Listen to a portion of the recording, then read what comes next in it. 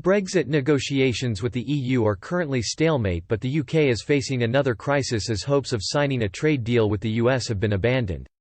The UK formally left the European Union back in January and have until October to sign a trade agreement with Brussels or leave without a deal in place when transition period ends in December.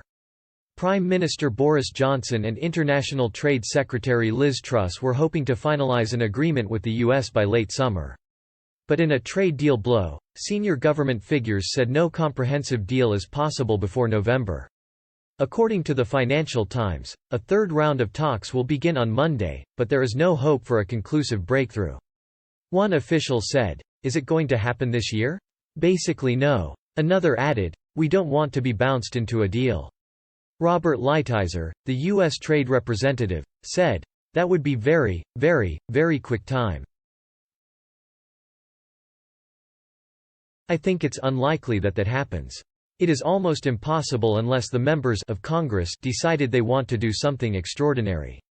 Last month, Ms. Truss told MPs the government is not going to rush into a deal and there is no deadline.